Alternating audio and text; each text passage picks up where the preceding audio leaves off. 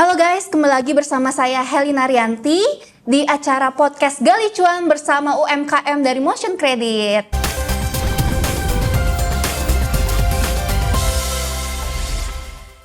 Hari ini kita kedatangan tamu oleh Ibu Wani dari The Awani Indonesia. Halo Ibu. Halo, Ya, saya Helina. apa kabar? Baik. Baik. Boleh memperkenalkan diri ya? Iya, saya nama Ibu Wani. Saya berkecimpung di bordir tas dan bordir baju. Segala yang bisa kita bordir, kita bordir.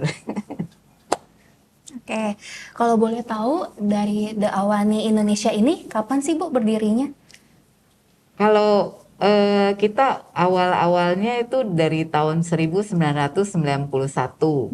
Itu kita ada bordir untuk sepatu, baju kita ekspor. Tapi yang ada untuk ini kita mulainya tuh lagi masa pandemik. Oke. Ya, jadi masa pandemik kita bikin, kita olah. Jadi karyawan tetap bekerja seperti biasa gitu. Awani Indonesia apa aja ya Bu? Ada tas, ada baju dibordir di mote-mote. Jadi kita manik-manik. Terus udah gitu kita bikin rajut-rajut untuk handmade semua ya. Seperti ini 1 bulan 1 unit, 1 bags, 1 bag, 1 tas. Oke. 1 bulan 1 karena dia harus rajut, merangkai ini mesinnya nggak ada. Jadi ini semua murni tangan anak-anak yang bikin, bukan anak-anak yang maksudnya yang anak-anak sekolah waktu lagi pandemik. Jadi dia ada sambil meluangkan waktu untuk bikin rajutan, dirangkai. Inilah jadinya. Ini handmade ya? Iya, rajutan handmade sendiri. ya. Oke. Kalau boleh tahu ini bikinnya berapa lama ya Bu? Untuk bikin 1 tas seperti ini? Ini 1 tas ini dirangkai lebih kurang 1 bulan. Oke. Lebih kurang 1 bulan. Kalau selain dari tas, Ibu juga ada masker. Iya, ada masker. Waktu lagi pandemi kita mulainya dari masker.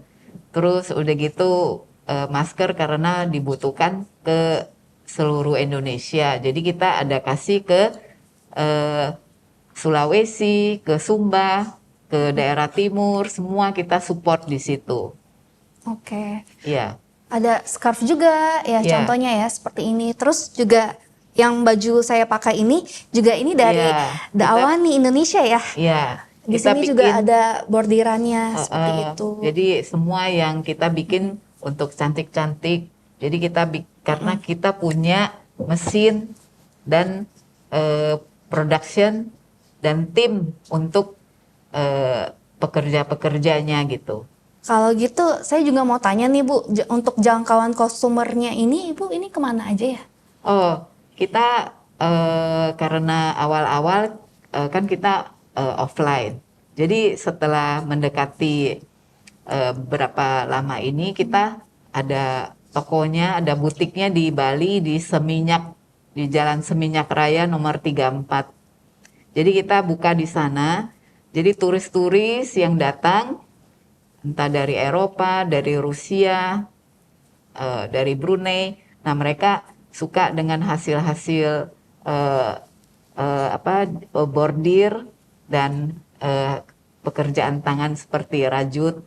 Nah mereka tuh suka dan mereka sukanya karena bisa bikin nama mereka, Custom nama ya Bu? custom nama, entah dia kasih ibunya, kasih pacarnya. Nah jadi kita bikin namanya, kita rajut gitu. Oke, berarti ini udah sampai ke luar negeri ya Bu? Iya, Oke. sampai ke luar negeri. Jadi produk ini karena handmade, jadi mereka sepertinya kok aneh ya, kok ini bisa begitu. Makanya di Indonesia apapun serba bisa. Ih, hebat banget loh Ibu. Untuk desainnya sendiri juga desainnya bisa dibilang desainnya bagus-bagus ya. Ini Ibu sendiri yang desain? Iya, kita desain sama tim kita juga. Jadi bahan materialnya, warna dan semua kita ikutin di daerah yang di Bali, orang-orang turis. Jadi semuanya berkenan dengan daerah-daerah juga gitu. Oke Ibu, lanjut di pertanyaan juga aku mau nanya nih, kenapa sih Ibu memilih produk ini untuk diproduksi? Awalnya kita bikin untuk daerah. Jadi kita semua yang kita bikin untuk kalangan semua. Saya rasa pikiran saya semua wanita harus tampil cantik. Makanya kan kita satu produk ini occasionnya ini untuk pesta atau ini untuk jalan-jalan atau ini untuk mau ke santai, mau ke yang resmi, semua serba bisa. Jadi ini tuh langsung produksi banyak model ya Bu ya? Iya, model kita setiap 2 minggu sekali kita ganti banyak, jadi nggak bosen. Jadi modelnya serba banyak. Oke Ibu, lanjut di pertanyaan juga aku mau nanya nih, kenapa sih Ibu memilih produk ini untuk diproduksi? Awalnya kita bikin untuk daerah.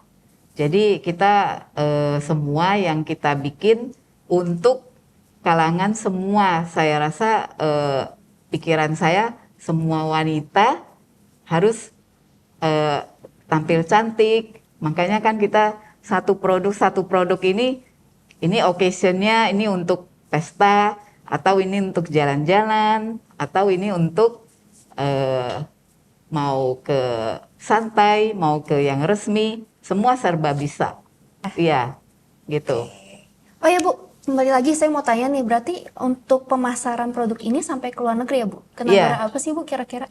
Kalau karena kita ada buka butik di Bali, di Seminyak, jadi yang turis-turis itu datang ke butik, jadi kita bisa tahu mereka suka uniknya, warnanya, dan mereka suka tradisional Indonesia. Oke. Nah, bunga-bunga yang mereka suka dan corak-corak Toraja, mereka suka sekali. Oke, berarti banyak banget turis yang tertarik untuk membeli tas The Awani Indonesia ini ya Bu? Iya. Kalau boleh tahu kenapa ya Bu? Lebih banyak tertarik turis ya yang untuk beli ini produk? Karena kan kita di Seminyak itu di butiknya kita memang spesial untuk kalangan turis-turis. Jadi kita bikin yang untuk gambar-gambar yang mereka suka. Ada arah ke tradisional Indonesia, ada corak Indonesia, ada warna-warna yang banyak-banyak warna-warna yang unik-unik yang mereka suka. Gitu. Oke Bu, sekilas aku mau melihat ke belakang nih. Di tahun 2020 kan ada COVID ya Bu ya. Bagaimana sih Bu perusahaan ini, The Awani Indonesia ini bertahan pas zaman COVID? Iya, waktu lagi zaman COVID, terus terang mencekam semua. Karyawan mencekam juga. Nah saya rasanya kurang pas ya kalau mencekam. Makanya saya ciptakan ada bordir-bordir. Jadi yang mereka tiap hari datang pagi, pulang sore. Nah itu tetap seperti biasa. Nah dari sana terciptalah pertama masker, kedua dari kain-kain yang kita bordir untuk pakai kerudung, ya tetap walaupun COVID tetap cantik. Ya. Nah dari sana semuanya yang bekerja, yang karyawan kita tidak ada khawatir lagi karena terus terang kita sama sekali tidak mengurangi gaji karena itu saya tidak setuju ya. Itu untuk saya ya. Nah karena karyawan kita itu anak-anaknya banyak yang sekolah, satu keluarga itu ada anaknya 3. Ada SMP, SMA, dan university. Itu harus berlanjut. Jadi ada yang sudah mau tamat sekolah juga. Nah dari sana kita terus terus dan terus. Jadi walaupun masa COVID, masa yang mencekam, akhirnya terobati semua dengan apa yang kita bikin ini. Semua kita berjalan seperti penjualan, akhirnya pekerja-pekerja juga, pengrajin-pengrajin kita di Garut, semua berjalan seperti biasa. Begitu. Dan seperti itu saya yakin bahwa Yang Maha Kuasa tetap kita seperti rantai bareng ya semua dengan teman-teman, dengan karyawan, dengan staf, semuanya pasti ada rezeki yang dari Maha Kuasa. Saya percaya itu. Jadi masa COVID akhirnya timbullah seperti ini. Timbullah ada kita buka butik di Bali. Jadi tetap pekerja-pekerja kita yang dari masa COVID sampai sekarang berjalan terus sampai sekarang gitu. Ya. Oke. Berarti pas waktu zaman COVID, masa yang mencekam, malah bisa bertahan dan bahkan bisa bangkit ya Bu ya dari masa-masa COVID. Dan waktu masa COVID itu bukan hanya bordir. Jadi kita kumpulin teman-teman ya yang kita bisa untuk bikin crispy donat. Crispy donat itu di Bali pertama kita bikin untuk penjualan di Bali.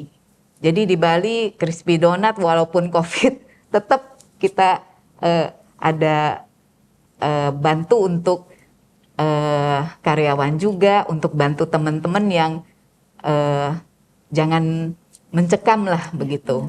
Jadi dari sana berkembang untuk di fashion dan di makanan juga gitu. Jadi yang COVID, masa-masa COVID waktu itu buat saya itu adalah pelajaran penting, pelajaran penting sekali gitu. Dari masa itu makanya kenapa saya mau wanita-wanita yang pakai bordir ini, mereka juga nanti akhirnya bisa menciptakan apa yang dia bisa untuk tujuan seperti ini kan art ya. Nah, kalau yang art itu, jadi kita juga mau supaya walaupun waktu itu masa-masa yang mencekam, tetap dia berinovasi. Dia tetap ini harusnya desainnya apa, harus terus. Ya udah sampai sekarang gitu. Jadi pesan saya juga kalau masa-masa sulit jangan menyerah ya Bu ya. Menyerah. Ya tetap ada yang pasti ada jalannya. Itu saya percaya. Dan dari sini juga saya bisa belajar ya Bu, dari Ibu. Bagaimana cara bertahan ya di zaman COVID. Bahkan yang dari zaman COVID pun bisa melahirkan, memunculkan suatu inovasi, produk-produk bermacam-macam ya Bu ya. Oke, keren sih Bu. Aku juga mau tanya nih, untuk produk The Awani Indonesia ini pernah mengikuti event-event atau exhibition apa aja ya Bu? Banyak yang kita ikut. Kita basis di Ibu Wali Kota, Ibu Tini Indrayanti undang juga kita ada ikut acara UMKM. Jadi UMKM untuk daerah Tangerang Selatan. Nah dari sana kita bangkitkan semua ya. Ada seperti event-event apa kita selalu ikut. Jadi yang datang kan berbagai negara juga, dari luar, dari daerah. Nah mereka jadinya tahu, oh seperti ini UMKM ada bordir, ada rajut, nah, seperti itu. Iya Bu. Bu, kalau di exhibition internasional tahun lalu kayaknya The Awani Indonesia ini pernah hadir ya Bu? Iya, kita pernah hadir di G20, di Aspak ya, UMKM ASEAN. Terus nanti yang untuk tanggal 26 Mei ini kita ada acara juga untuk Walk for Autism di Bali, Badung. Di daerah Badung di Bali ya, Denpasar. Oh, oke. Ya. Berarti itu tuh acara CSR ya Bu ya? Iya. Jadi kita selalu ada untuk acara-acara kita selalu ada ikut acara, mau yang untuk ASEAN atau internasional kita ada ikut. Oke.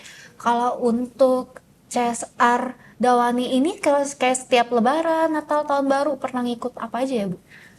Wah, kalau Lebaran meriah sekali. Jadi kita ada Lebaran, ada Natal, ada Tahun Baru. Kita bagi-bagi paket ke panti-panti jompo, opa-opa jompo, anak-anak yatim piatu. Jadi kita kasih bikin tas yang cakep-cakep. Semua kita dandanin. Pokoknya walaupun dia oma-oma harus cantik. Harus cantik ya dengan tas Dawani ini. Iya. Iya. Iya. Walaupun usianya tua, yang penting jiwanya tetap Iya. muda ya. Dia kalau berarti ya. lihat tas yang dari Dawani, dia selalu bilang, "Bu, saya nanti mau ulang tahun." "Iya, Oma, nanti ulang tahun, nggak usah ulang tahun juga kita kasih." Terbaik emang Dawani Indonesia ini. Kalau misalkan selain Lebaran, selain acara, kita support mereka yang ulang tahun. Si oma-oma yang ulang tahun kita kumpulin. Kita rayain, kita pestain, semua kita acarain. Jadi di sana tas Dawani support. Jadi walaupun seperti itu, oma-omanya jadi pokoknya harus gembira. Yang tujuan saya, si oma, si opa, si anak-anak ini dia harus gembira. Yang lain saya pokoknya dia harus gembira aja udah. Oke Ibu, pertanyaan terakhir nih. Pesan dan kesan untuk para pemulai bisnis atau para pemulai usaha UMKM di Indonesia, kira-kira apa ya Bu untuk pesan dan kesannya? Nah, kalau pesan saya, jangan pantang menyerah dan tetap semangat. Kalau ada kegagalan itu namanya baru belajar. Nanti belajar lagi. Saya aja sampai sekarang tetap masih belajar. Jadi untuk pesan-pesan saya, tetaplah berjuang, tetaplah bekerja, tetaplah mentalnya harus kuat walaupun jadi wanita. Benar. Gitu. Dan satu lagi nih Bu, untuk tips and triknya itu ada nggak sih Bu untuk para perintis usaha di luar sana? Kalau misalkan mereka biasanya kan kalau target penjualan ya itu kita anggapnya ke target penjualan. Jadi target penjualan pertamanya kita targetnya harus sasarannya kita harus sampai di situ. Jadi targetnya sekarang lagi musim apa, lagi viral apa, lagi suka warna apa. Cewek-cewek kan suka tuh warna-warna. Yeah. Nah, kita mulai dari situ. Jadi kita masuklah ke market-market itu. Dari harga, jangan terlalu mahal. Kalau saya maunya jangan mahal-mahal, kualitasnya yang penting. Jadi tujuannya sudah harga murah, kualitasnya bagus, pasti semua pada mau.